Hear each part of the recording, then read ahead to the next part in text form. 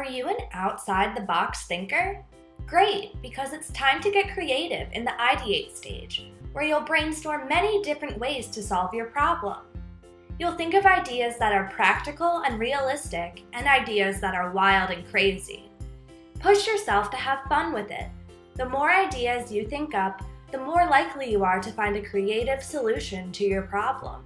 By the time they finish their research, the team has lots of information, too much to think about at one time. They need a tool to help them get organized, so they put everything they learned on a discovery chart and talk about it, paying attention to things that come up over and over, as well as insights that seem surprising or important.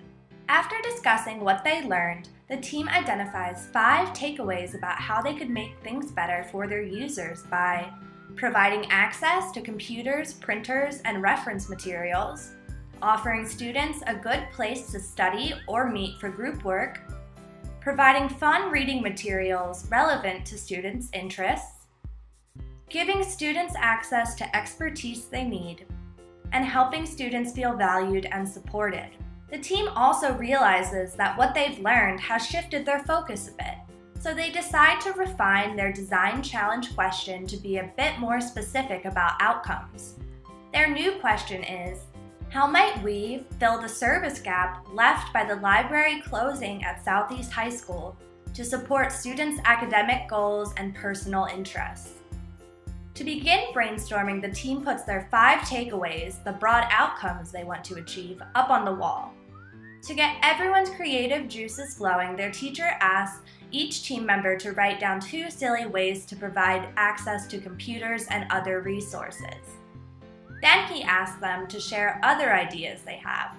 They don't have to be silly, it can be anything they think of. If the students get stuck, he gives them a prompt to approach the problem in different ways. Like, how would your mom do this? How would Jay-Z do this? How could we do it without spending any money? How would we do it if we had $1 million? They do this for each of their 5 goals, and when they're finished, they have lots of ideas. Here are just a few examples.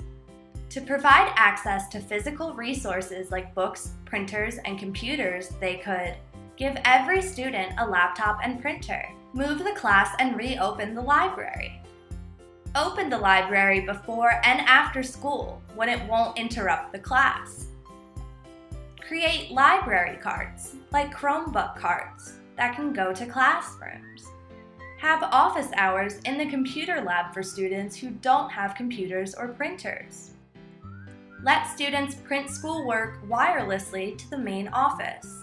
Let students go to the local library during lunch periods. To offer quiet study space, they could create an outdoor study garden near the school entrance, give everyone noise-canceling headphones, turn the old librarian's office into meeting space students can reserve, set up carols in the hallway near the security guard to create a study nook, allow students to use the cafeteria after school, put chairs and sofas outside the cafeteria so students can escape the noisy lunchroom to study. To provide fun and interesting reading material, they could have students select the books they read in school, distribute Kindles and sign every student up for the city library's e-lending program, take class trips to the neighborhood library, create little free libraries throughout the school, put magazines in classrooms like they have at the doctor's office,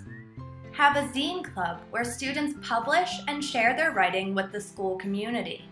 To give students access to expertise, they could give everyone an Amazon Echo so students can ask Alexa their questions, ask teachers to host drop-in sessions to help students with schoolwork and projects, find a nonprofit partner to come and help students with college applications, hire a librarian from another school to run the library from 3 to 5 p.m., share a librarian with another school, partner with a local college to have library science students come and teach digital literacy or assist students with research, create an academic hotline that students can call for help with assignments or projects. For the goal of helping students feel valued and supported, the team realizes that many of their ideas already meet this goal, but they add a few more ideas here. Elect student advocates to share student needs with school leaders. Undertake joint student-staff design thinking activities to solve problems like those related to the closed library. Get buy-in from school personnel for proposed solutions to ensure they have staying power. Students need to be able to count on services being available. Before they wrap up their brainstorming, each team member takes a few minutes to mark the ideas they think are most likely to succeed with check marks and the ideas they're most excited about with smiley faces. How many amazing ideas will you think up in the Ideate stage?